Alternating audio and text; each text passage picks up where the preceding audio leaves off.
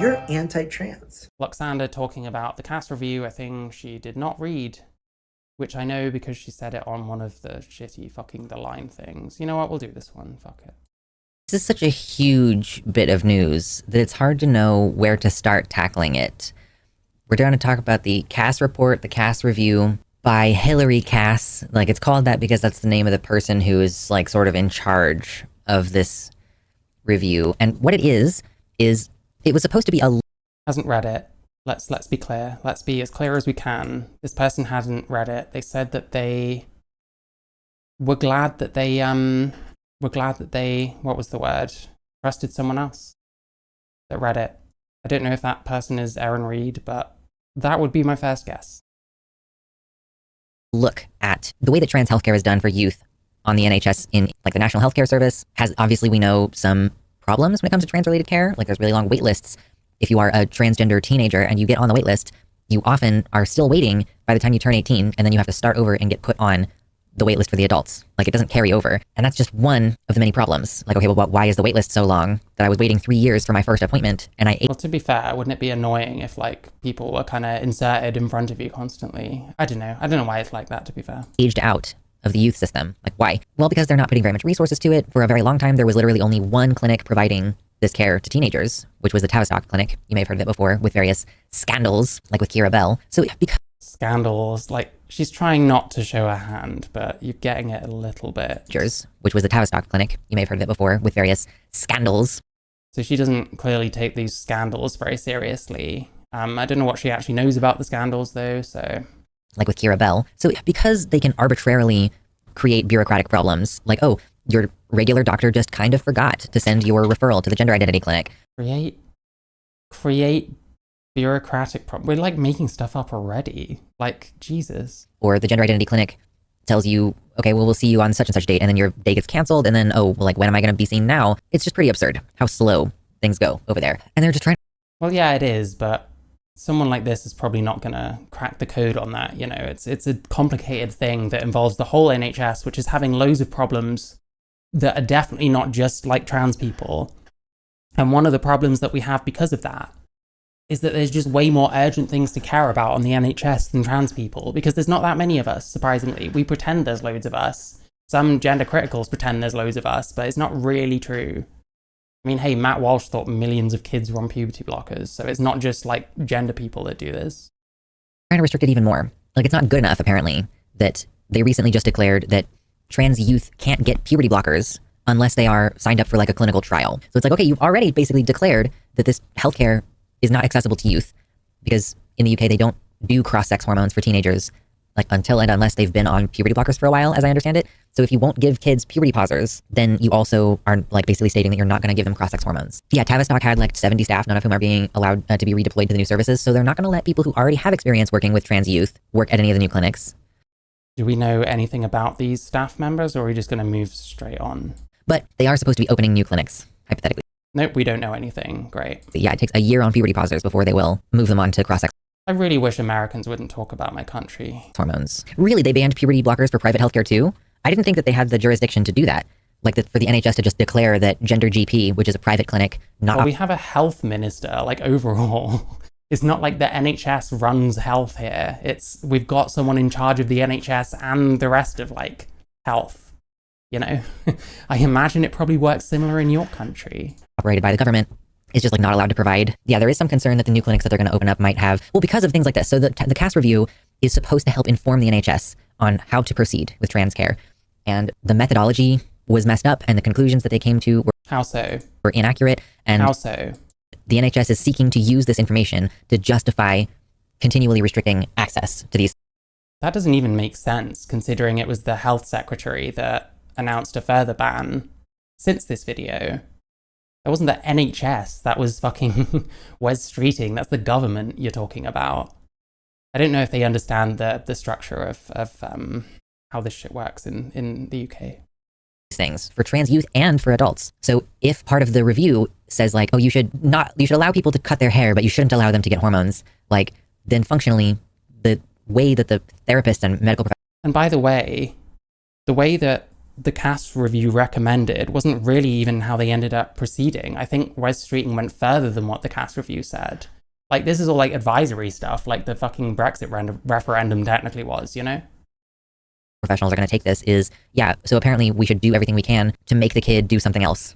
Like basically some form of coercion, or what is generally called conversion therapy. Okay, yeah, so... Jesus Christ.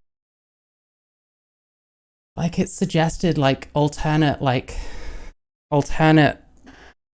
ways of doing things, because there's not much evidence, really, for the way we currently do things. Is that conversion therapy?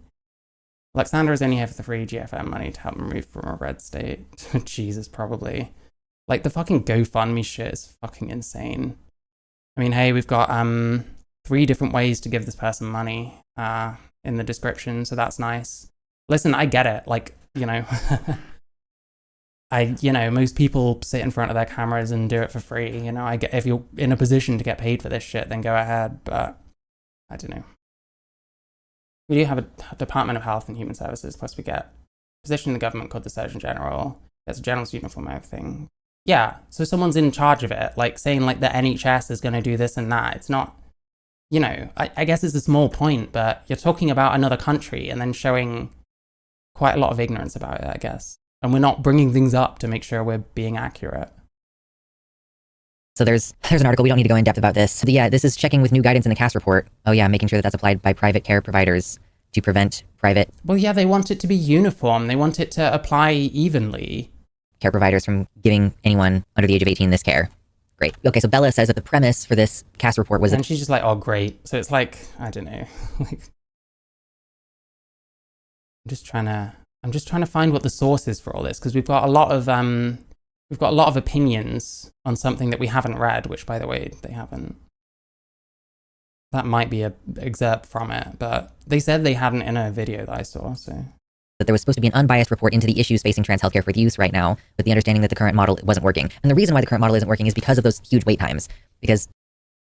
Wow, we're concluding hard, based on something that we don't know very much about. Jesus. The individual reason why we still wait until one is 25 years old to rent a car, their brain is just not ready. On the NHS, you're supposed to be seen by your specialist. You're like, if you get referred to a specialist, you are supposed to be not made to wait more than 4 months for access to... Supposed by what measure? Because Philosophy Tube said in a video that you have a right to be seen within 2 years or something, which obviously doesn't always happen. Like, what are we talking about here? Care, or like 16 weeks, something like that. So the NHS is... Yeah, that's completely meaningless. ...breaking the law by having such long wait times for trans people, and there's just no recourse on that. There are a lot of methodological... Breaking the law? Like, what are we talking about? I don't... Even if it is breaking the law, it's breaking the law for, like, everyone. So, like, fucking sue the NHS, I guess. Take even more of their money, so it'll take even longer. Great idea. Problems with the CAS review. I don't have a thing pulled up for this exactly, but it has been stated multiple times that the information that they provided were from overwhelmingly, like, biased anti-trans sources, which... She doesn't know any of, like, this is signal boosting bullshit. Like, secondhand bullshit. Tracks, that's what we're doing in the US as well. But so there are enough issues about the methodology of this that professionals in Britain are like, yeah, we are going to submit a commentary to the evidence-based medicine review people because apparently it's considered biased. Like, if you are here watching this and you don't agree with me, and you're going to say something like, well, of course, you're going to cherry pick all the parts that you agree with or you don't agree with, and... well, you kind of are a bit so far, that's the thing. Oh, you're only going to be looking at sources from, you know, other trans people. Like, yeah, I'm going to read this post from Alejandra Carabay. Oh, you're going to read... This fucking person is one of the stupidest fucking people in existence. I was going to look up something else. But we have mentioned Alejandra, so we have to find something in particular. This person is a hack fuck, piece of shit, liar, grifter. She's literally... She could have mentioned anyone apart from Erin in the morning, so she chose the next fucking worst person, if this person is not even worse, by the way. Is called out A few weeks after the attempted attack on a Supreme Court justice on June 25th, one of the witnesses, Alejandra Caraballo, tweeted out the following in response to a decision on abortion overturning Roe v. Wade, and I'll quote directly from the tweet: "The 6 justices who overturned Roe should never know peace again. It is our civic duty to accost them every time they're in public. They are pariahs. Since women don't have their rights, these justices should never have a peaceful moment in public again." Imagine being one of these like radicalized fucking retards and having like your tweet read out in court. Like, this is humiliating. It's amazing. I know something about being accosted. The night of January 5th, I was physically accosted on the streets of DC in Navy Yard by comments, this kind of rhetoric. She says things like, you know, I carry a gun with me everywhere I go. I've been accosted. It's bad, you know, fair enough. On social media. And do you believe it's a threat to democracy? Thank you, Representative, for the opportunity to clarify and provide context to my tweet. I'm like, they're so meek in real life. This pisses me off so much. It's the same with a lot of trans streamers that act fucking gangster on like Twitter. And then you ask them some like general questions, like politely on stream, and then they shit themselves and just say like random shit, like read history and stuff. Like, it's pathetic. They're so meek compared to, like, think of the energy that you just saw in that tweet, and then look at this fucking person, listen to them. Tweets. I have a question. Is it yes or no? Do you believe your rhetoric is a threat to democracy when you're calling to accost a branch of government, the Supreme Court? I don't believe that's a correct characterization of my statements. Did you not tweet that? What happened to the speaker's husband is pathetic. There you go, Alejandro Caraballo. And like, I'm going to look at posts from other trans people about this. So why? Yeah, you're going to look at people propagandizing about it. I think it was Caraballo and someone else, like, they reported on it before the restrictions were lifted on reporting on it. Whatever the name for that is. Why is it that it is considered okay for an anti-trans individual to be in charge of this, to use? I would hazard a guess by saying it's probably almost impossible to find someone who A, has the required knowledge, know-how, whatever, expertise, and B, isn't exceptionally captured one way or the other. People have strong opinions on this shit. And I don't know about this person's content, but it's possible that I'd say that the kind of stuff they've been contributing is probably, contributed to that. Can't make a doctor's appointment with that mental break. Yeah. I don't know. It's so funny, like, the way these people, whenever they're on Twitter, they're suddenly like the hardest fucking keyboard warrior in the world, and then take them off of it and they're like pathetic, you know? Anti-trans sources and anti-trans source, like, anti-trans is like such a stupid term, by the way. You're anti-trans. Like, that's not a conflict of interest. But if there were any trans people involved, or if there were any pro-trans people involved, that's considered biased? Well, you know, we've got suggestions of Cass's bias. Is it as bad as you're saying it is? What if we put someone like fucking, what's his name? Jack Turban? Like, there'd be a bias there too, yeah, but like, I don't know. It was going to be biased one way or the other, and our shit is based on nothing. So I think the bias on the other side is probably at least preferable, I would say. But these people can never admit that they spread lies on the internet all fucking day and then wonder why. I could just skip back. Doesn't matter. This is such a huge bit of news that's not a single one. If you're enjoying this, to use anti-trans sources and, like, that's not a conflict of interest. But if there were any trans people involved, or if there were any pro-trans people involved, I would say yes, it probably would have been worse if a pro-trans person did this review. I think it would have been worse bias and a worse outcome. I'll say it straight up. That's considered biased suddenly? Like, there were no trans people involved in the creation of the... Well, it's like you're saying that, you know, because there's possible bias one way, it's bullshit that you weren't able to inject your own bias. Like, I'm sorry. They're always so terrible at optics. Yep. Pass review. Not a single one. If you're enjoying this video, if there were any trans people involved, or if there were any pro-trans people involved, that's considered biased suddenly? Like, there were no trans people involved in the creation of the... That's not even true. They consulted loads of people, including trans people. I don't have the... Well, I do, actually. That's not even true. She hasn't read the Cass report. What I have reference to, and I have the vague idea of what the Cass report was, but... So 3 months ago, May 9th, 2024, this video came out April 22nd, 2024. A lot of fairly strong like statements, and we're 6 minutes 12 into a 50-minute something video, which I'm not probably going to watch all of. This is Luxander like after this video, by the way. Just so people I read a summary. It's 400 They've read a summary. pages long, y'all. So if somebody has gone through the entire thing, I was like, thank you for doing that. I'm going to go ahead and read the summary because Right. I don't have time for that. Yeah, so you're trusting God knows who has actually read it, supposedly. Might have been Alejandra herself. Yeah, I don't know. By insisting on talking about it anyway, you're kicking yourself in the shins, quite frankly. I've read the summary as well. I've also read a decent amount of the actual thing. Cast review. Not a single one. If you're enjoying this video, hit the like button. Hey, thanks so much for watching, Jet, and it'd be good to see you again. Maybe subscribe, hit all notifications if you want. Feel free to check out the links in the description. You might find some merch you like. Or you can hit up Patreon to support the content and find free stuff. Okay, so we have an executive summary here. Yeah, so one of the reasons why the methodology of this was flawed is because they did not admit any they didn't admit any research that wasn't a double-blind study. So this is like the term high-quality evidence gets thrown out when you're talking about this kind of issue. Like, is it possible to have a double-blind study? Now, usually what happens, like, let's say Well, the thing is, if it's not possible to have a double-blind study, does that mean you accept lower quality evidence? Or does it mean that perhaps this isn't a great model? I don't know.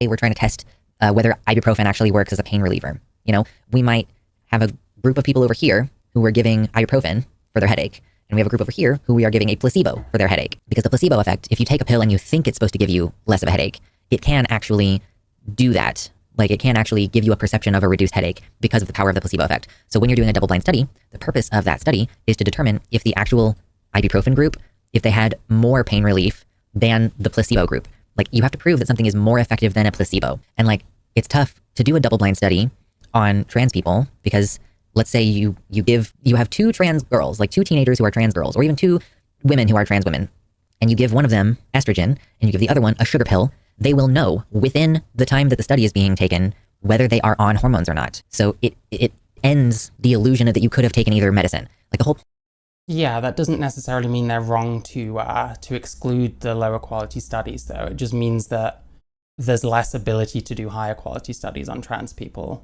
point when you use a control group that you give the sugar pill is that neither group knows whether they got the real ibuprofen or whether they got the sugar pill, you know? But because the effects of puberty pausers and cross-sex hormone therapy, they're so obvious that your patient, there is no double blind. You cannot do it. It's not possible. And there's a question of whether that's ethical as well. If you have a teenager who is suicidally dysphoric and you enter them into a double blind study where they could be receiving What's the worst, most victim-y example we can get? Someone who's suicidal? Oh, I've never heard that before. Why don't we stop saying the word suicide every 10 seconds in relation to trans people? I think that would probably help at least some people's mental health. puberty pausers, or they could be receiving saline. Like, is it ethical to put that person in a situation where their health is being put on the line in that way? And that's like referring back to treatment for HIV/AIDS. They tried to do double-blind studies for treating that as well, but those studies largely didn't work because it was obvious if you started to get better or not. And the men, largely men, who received the like pills that were actually helping, they would start Largely men. Wasn't it largely men that were, I don't know, the gay sex thing?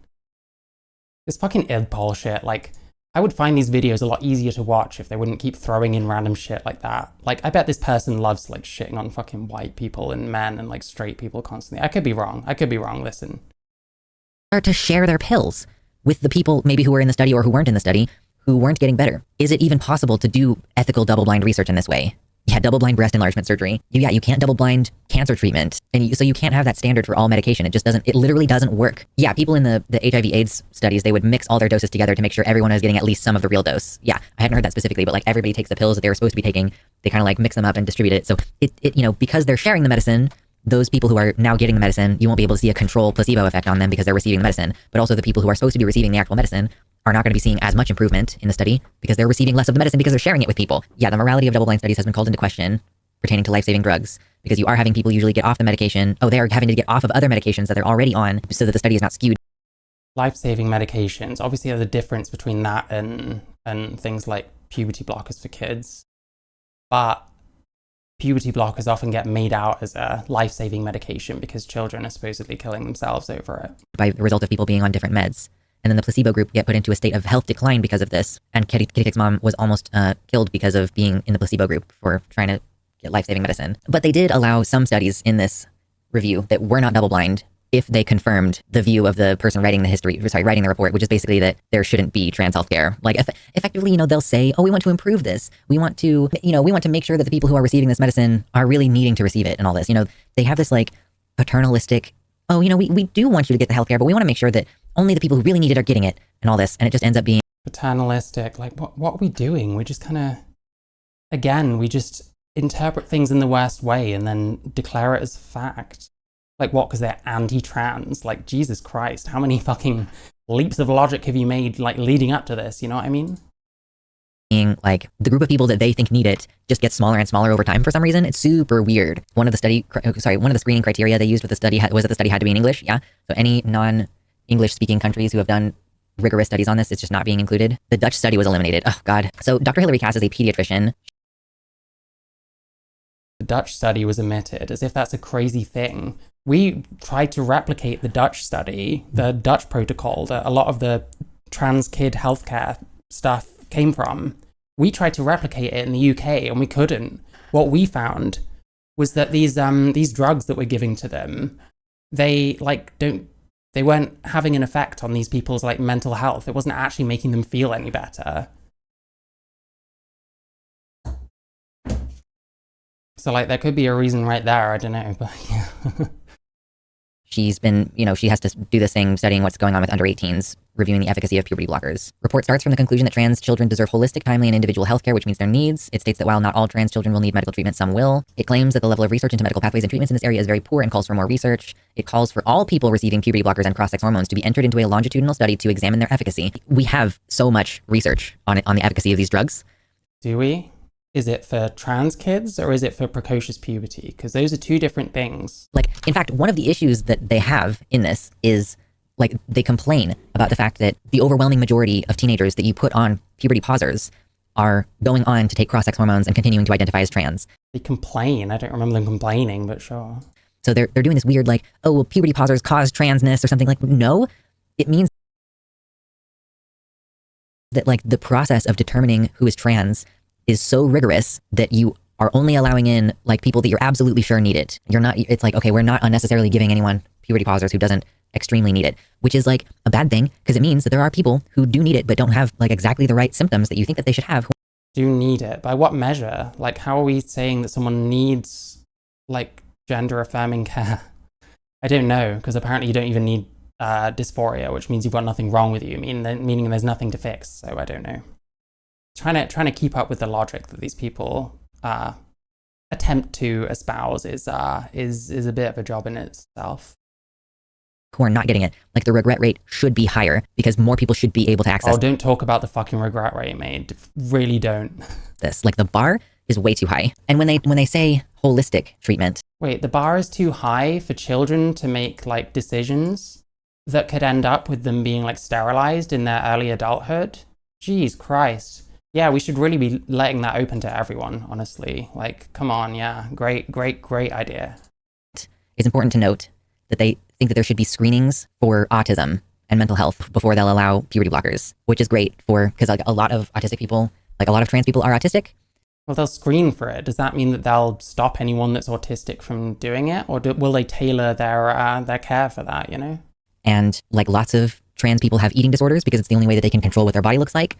So there's this demand that there be increased scrutiny. And keep in mind that for precocious puberty, if you have an 8-year-old little girl who starts her period in the UK, you can go to her regular pediatrician probably. Like maybe you might get referred out to endocrinology for that specific issue. But basically, you don't have to have an entire psychiatric assessment in order to get that care if you're cisgender. But if you're trans, well, now you're going to get put on a 5-year wait list. Like, good luck, have fun. So that's endocrinology for that specific issue. But basically, you don't have to have an entire psychiatric assessment in order to get that care if you're cisgender.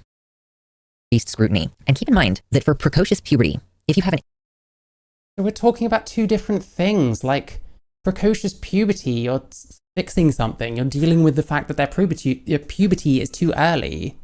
With, like, the trans thing, it's just completely different. You're going on what someone's saying, who's a child, by the way. The child isn't socially telling you they've got early puberty. They're exhibiting that shit. Like, this is completely insane. This is, like, the most poor attempt at a fucking victim mentality I've ever heard. well, trans people don't get it as easy as people with precocious puberty. Well, they're two different things. This is the way that they get away with, like, saying that puberty blockers are, like, already means tested and shit like that. They're talking about, for another issue, that being precocious puberty, the use for trans is experimental. That's just how it is. An 8-year-old little girl who starts her period in the UK, you can go to her regular pediatrician probably. Like maybe you might get referred out to endocrinology for that specific issue. But basically, you don't have to have an entire psychiatric assessment in order to get that care. If you're for a different issue. Cisgender. But if you're trans, well, now you're going to get put on a 5-year wait list. Like, good luck, have fun. For a different issue. So that's the separate but equal thing going on there. And that, like, no, it's not. You're just talking shit. That's one of the reasons why these laws You think that because two different things have the same drug that treats them, that they should be treated exactly the same, which doesn't really make any sense, unfortunately. not working out in the US is because we have the 14th Amendment that says you can't treat people differently under the law based on who they are. So if I mean, the US, it's more that your studies like went the other direction that ours did, and we're like, affirm, affirm, affirm, affirm, affirm. So yeah, that's a lot to do with it. if you allow puberty pausing medication to be given to cisgender people with precocious puberty, then it is not equal protection under the law if you deny trans people because they have a different diagnosis. Yeah, the reason why they test Well, is there really a problem with treating people differently with different diagnoses, though? Like diagnoses? He hasn't explained that, so... for autism first is because they are paternalistically going, oh, well, you poor little R word, you don't know. Like, you don't know anything about yourself, and therefore you don't get to transition. Like, that's basically how this ends up shaking out. So...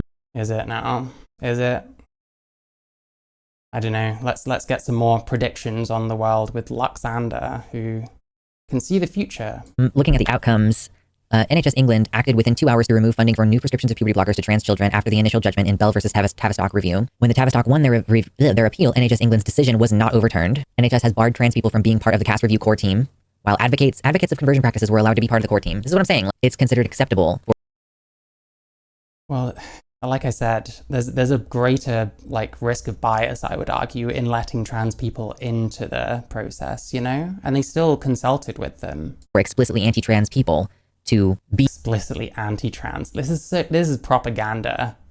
Fucking luxury propaganda. That's what your name is short for, I've decided. in charge of determining and studying whether Again, she hasn't read the CAS review. Let's be very clear here. trans people get access to care, but trans people are not allowed to be part of the decision-making process. On 12 March, NHS announced an effective ban on all Like, especially in this case, surely it's kind of it would potentially end up being a case of the patient dictating the care, which is not how anything works, except trans, apparently. There's transgenderism and mental illness or not. She contradicts herself constantly. I fucking don't know. I'm trying to understand the logic and place it in a way that makes sense, but it just keeps... But then, hey, we've got the conclusion first, which is CAS report bad.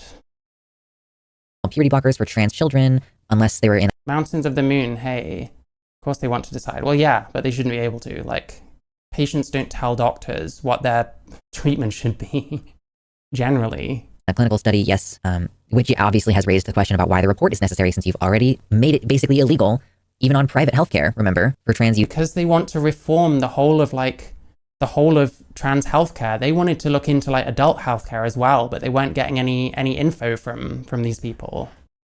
To be on puberty pausing medication. It's also failed to recruit the necessary staff for the 2 gender identity clinics for young people after Tavistock has been closed. The waiting list for young people's gender services is currently estimated to be between 3 and 4 years. So if you're 12, you might be on puberty blockers. So you've made a decision to change your whole thing. You might end up getting surgery at 12 years old. Is that old enough to be making this decision? Before you turn 18. Maybe. Yeah, literally advocates for conversion therapy. That's who we're going to have. Yeah, Jesus Christ. It's just fucking...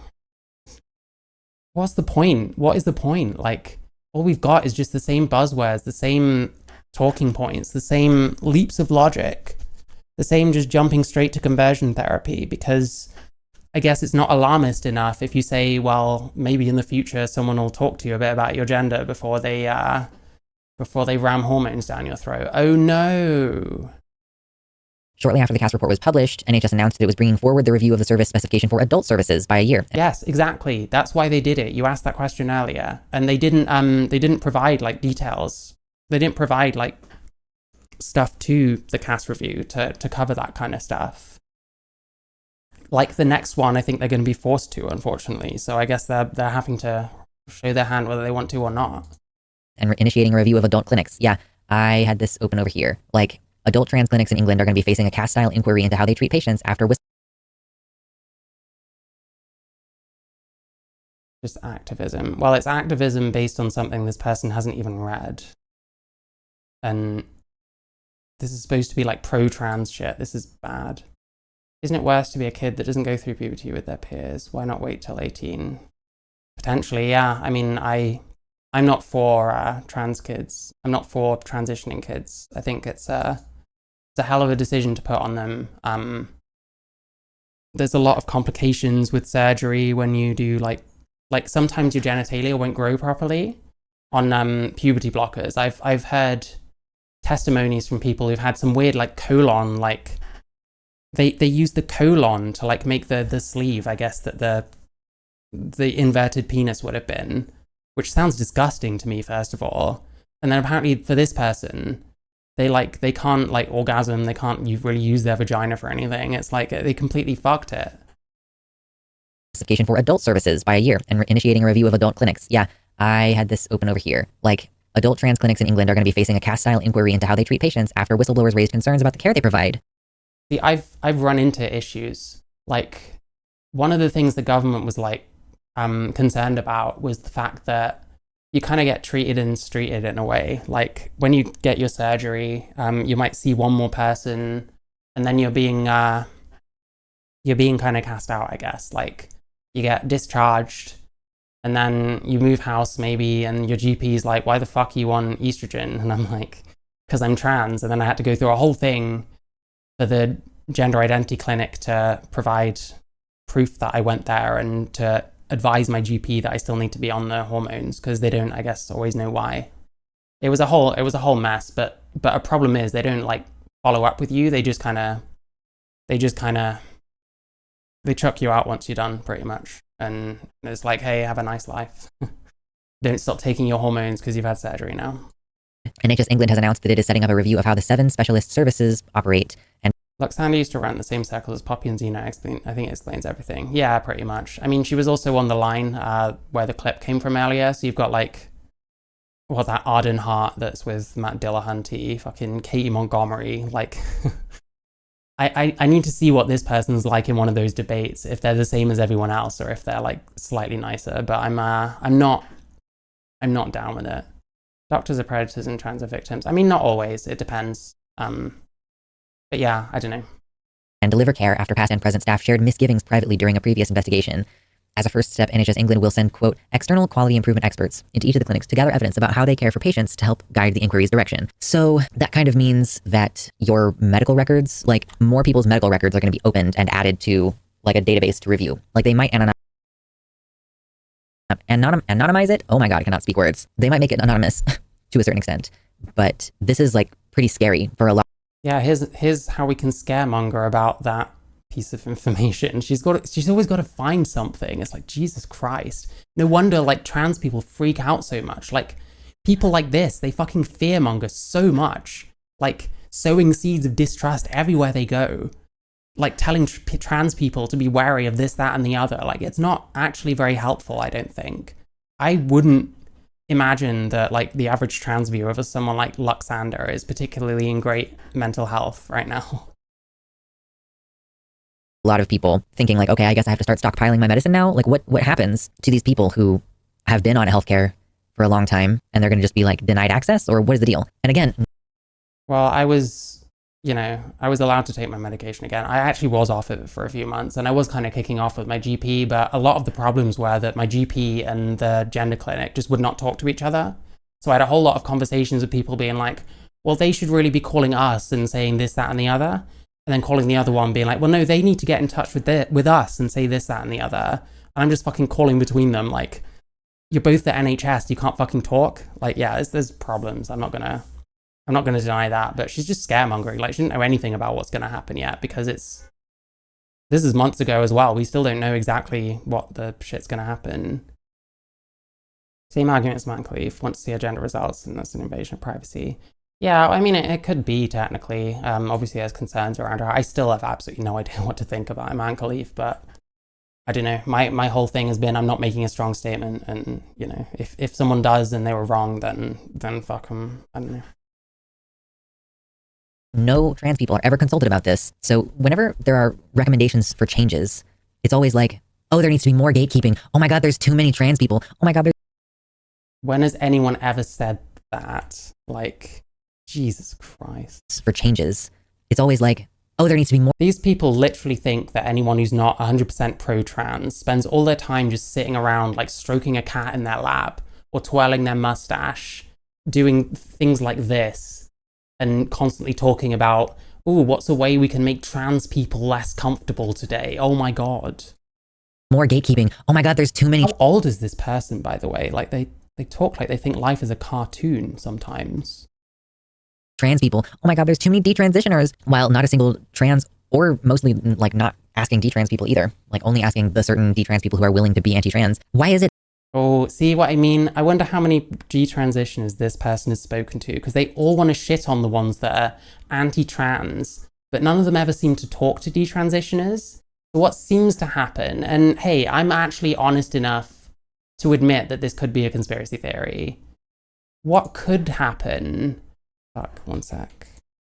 Like not asking detrans people either. Like only asking the... What could be happening here is that these people are ignoring detransitioners while saying, oh, we don't have a problem with them. Nah, we don't have a problem with them. And then these detransitioners go to more right-leaning people like Buck Angel or Blair White or whoever else. And then we'll be like, well, you're hanging out with right-wingers now.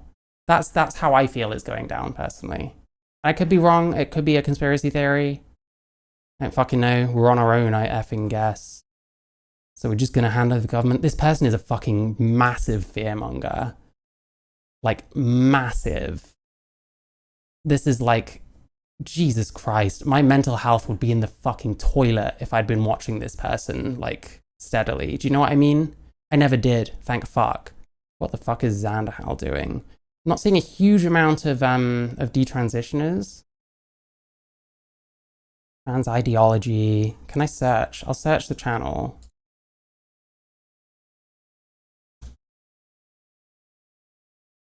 The myth of detransitions. We're shitting on Chloe Cole. Mutilated detransitioner. Fuck me, I can't talk today. Mutilated detransitioner comes out against trans rights. Detransitioner sues. Fuck me. Detransitioner sues her doctor for giving her surgery at 30 years old. Here's one that actually bent the knee. Retrans king. Retransition. So he's not a detransitioner then. And the only one that you've said anything nice about is a retransitioner. Like, there's one that condemns TERF, so that's the same one. Fucking hell, whatever. Chloe Cole again. Detrans. Surprise they work. Bad luck on the baldness. Wow. How empathetic. That famous pro-trans fucking empathy. Bad luck on the baldness genes. Like, fuck. Don't people need to, like, worry about this kind of shit? Shouldn't they be a bit more wary about, like, jumping into, like... This person just shits on detransitioners for the most part. And they all act. It's the same as that fucking Jammy Dodger video that I fucking spurged out endlessly.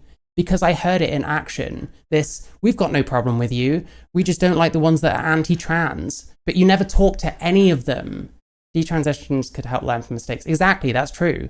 And the thing is, like, we're throwing them under the bus. We're pretending that we care about them.